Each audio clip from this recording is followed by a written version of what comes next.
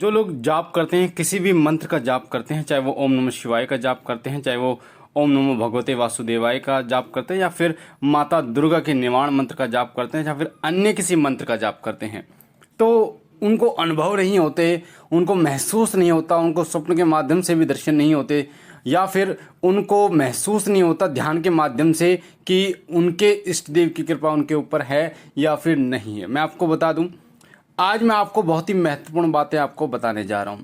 इन बातों को अगर आपने समझ लिया तो आप जो भी जाप करेंगे उसका पूर्ण फल तो आपको प्राप्त होगा ही होगा, साथ ही बहुत ही आनंदमय अनुभूति भी आपको होगी, चाहे आप किसी भी देवी देवता का जाप करें।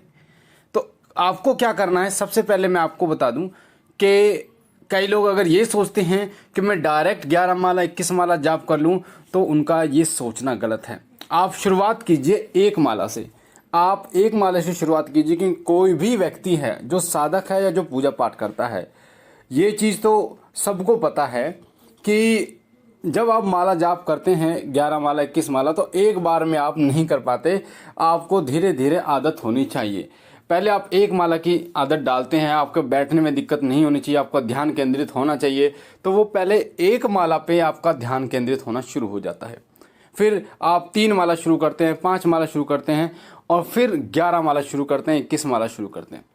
मैं आपको बता दूं कि कम से कम 11, 21 इस तरीके से इतनी माला अगर आप जाप करते तब जाके आपको बहुत विचित्र अनुभूतियां, बहुत आनंदमय अनुभूतियां जो है वो होनी शुरू हो जाती हैं।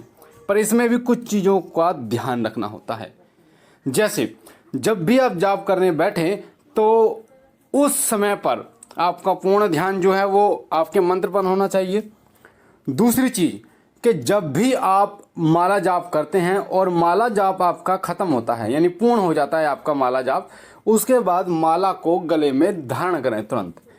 देखिए, पूजा में जो इष्ट देव है वो ऊर्जा का कार्य करते हैं, और उनकी जो किरण आपको प्राप्त होती है, उनकी जो ऊर्जा आपको प्राप्त होती है, वो ऊर्जा आपकी क्षय नहीं होनी चाहिए, यानी खत्म नहीं होनी चाहिए, ना ही धरती में समाहित होनी चाहिए।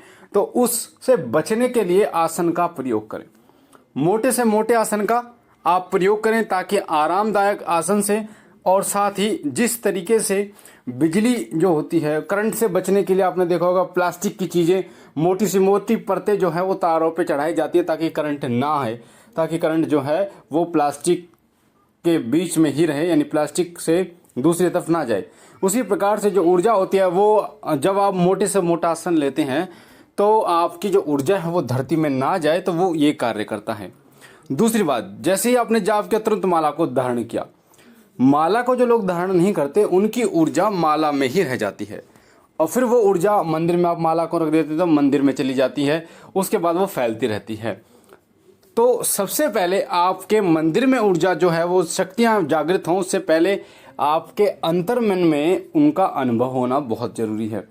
जब तक आपको अनुभव नहीं होगा तब तक आपकी लालसा नहीं बढ़ेगी किसी भी मंत्र को जाप करने की, अपने इष्ट देव की सेवा करने की। तो जैसे ही आपने मंत्र जाप के तुरंत गले में माला को धारण करना है, 10 मिनट 15 मिनट तक गले में धारण करें, उसके बाद आप माला को मंदिर में रख सकते हैं।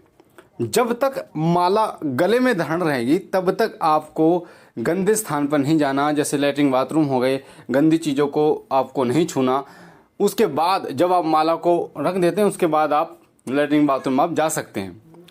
दूसरी चीज़ कि जो भी आपने वहाँ पर जल रख रखा है मंदिर में, एक लोटे में आप जल जरूर रखें। जब भी आप पूजा करें, मंत्र जाप करें तो एक लोटा जल जरूर रखें। उस जल में क्या होता है कि जैसे ही आप मंत्र जाप करते हैं तो मंत्र जाप के दौरान उस जल में भी ऊर्जा उत्पन्न होती है, वो जल जो है वो भी ऊर्जावान हो जाता है, विमंत्रित एक तरीके से हो जाता है। तो उस जल को आप ऐसा ना समझे कि आम जल बन गया। जब आप मंत्र जाप करके हटते हैं तो वो जो जल है वो अभिमंत्रित जल होता है। वो जल कई प्रकार से कार्य करता है। सुबह आप जल रखें, और या एक फूल उसमें आप डाल सकते हैं, जल रखें अपने मंदिर में और मंत्र जाप करें। मंत्र जाप के बाद उस जल में से छींटे आप अपने घर में मार सकते हैं। सभी को, घर के सदस्यों को जो है वो जल का प्रसाद, लोगों को जो घर के सदस्य हैं उनको प्रसाद रूप में दे सकते हैं। स्वयं जरूर धारण करें, उस जल को स्वयं थोड़ा सा जरूर पिएं, और फिर उस भरे हुए लोटे को आप रख दें मंदिर में।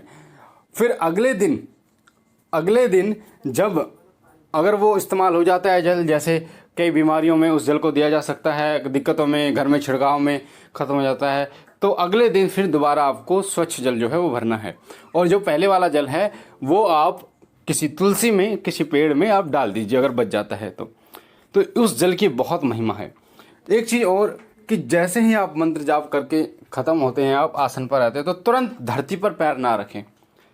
जैसे ही आपने मंत्र जाप खत्म किया तो तुरंत आप अपने पूजा पाठ को समेटना शुरू कर देते हैं, आसन को समेटना शुरू कर देते हैं और आप धरती पर पैर रख देते हैं, जिससे क्या होता है आपकी काफ़ी ऊर्जा जो है वो धरती में समाहित हो जाती है।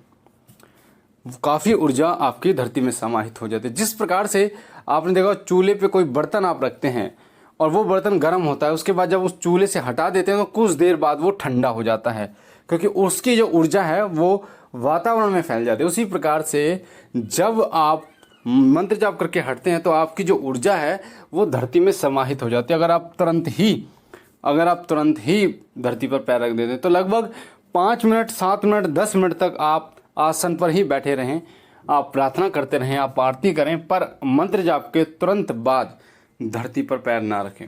तो ये जो तरीके मैंने आपको बताए हैं, ये जो सावधानियां मैंने आपको बताई, इनको आप करके चलिए। उसके बाद आप देखिए कि आपको अनुभव क्यों नहीं होते। अगर आपके गुरु हैं तो भी आपको अनुभव होंगे, अगर आपके गुरु नहीं हैं तो भी आपको अनुभव होंगे, इसकी गारंटी है, क्योंकि ये जो तरीका है सही तरीका है पूजा पाठ का, मंत्र जाप का। और जब आप सही तरीके से चलते हैं, नियमों का पालन करते हुए चलते हैं, सावधानियों को रखते हुए चलते हैं, तो आपको आपके कर्म का फल आपको प्राप्त होता ही होता है। इसलिए इन चीज़ों को कीजिए और इन सावधानियों को बरतिए ताकि आपको आपके इष्ट देव की जो है वो सेवा मिल पाए, ताकि उनके अनुभव आपको प्राप्त हो पाएँ और ताकि आप और भी आगे उनकी सेवा को बढ़ा सकें। क्योंकि जब तक अनुभव आपको नहीं होते तब तक मन नहीं करता कि सेवा को बढ़ाएं। पहले आप सिर्फ जोत क्या करते थे, पहले आप दीपक जलाया करते थे, धीरे आपने मंत्र जाप शुरू किया, फिर आपने स्नान आदि कराना शुरू किया, फिर आपने पाठ करना शुरू किया। तो ये सारी चीज़ें कब होती हैं? जब आपको थोड़े बहुत अनुभव होते हैं, तब आपको ये महसूस होता है कि कहीं ना कहीं मेरी जो पूजा है वो मेरे इष्ट देव तक पहुंच रही है, कहीं ना कहीं मुझे अनुभव हो रहे हैं। आपको पूजा और देवता इनकी जो अनुभूति होती है, आप इन्हें व्याख्यान नहीं कर सकते, किसी को बता नहीं सकते कि ऐसा है, क्योंकि बताने के बाद वो महसूस नहीं कर पाएगा। तो अध्यात्म से जुड़ी हुई जो चीज़ें होती हैं, वो जो शक्तियाँ होती हैं, उनको मात्र अनुभव किया जा सकता है और उनको अनुभव वही कर सकता है जो उनको करता है, जो कर्म करता है। तो इसलिए आप अनुभव कीजिए, उसके बाद धीरे धीरे आगे बढ़िए और धीरे धीरे आपको कृपा भी प्राप्त होगी, साथ साथ में जो आप चाहते हैं वो चीज़ें भी आपको प्राप्त होंगी। तो मुझे आशा है ये जानकारी आपको पसंद आई होगी। अगर आप पहली बार हमारे चैनल पे हैं तो आपके सामने जो वीडियो के नीचे लाल कलर का बटन है सब्सक्राइब का, उसे दबा के चैनल को सब्सक्राइब कीजिए, बेल आइकन को दबाइए, घंटे के निशान को, ताकि जो हम जानकारी डालें वो सबसे पहले आपको प्राप्त हो। लाइक कीजिए, शेयर कीजिए और बहनों भाइयों तक, ताकि और लोगों तक जानकारी पहुंचे और लोग भी इसका फ़ायदा उठा पाएँ। बाबा भोलेनाथ से विनती करता हूं कि बाबा कृपा करें, सब पर कृपा करें, सबके घरों में सुख शांति रखें, आपके झोली भरते रहें। हम मिलते हैं एक नई जानकारी के साथ, तब तक के लिए ओम नमः शिवाय, ओम नमः शिवाय।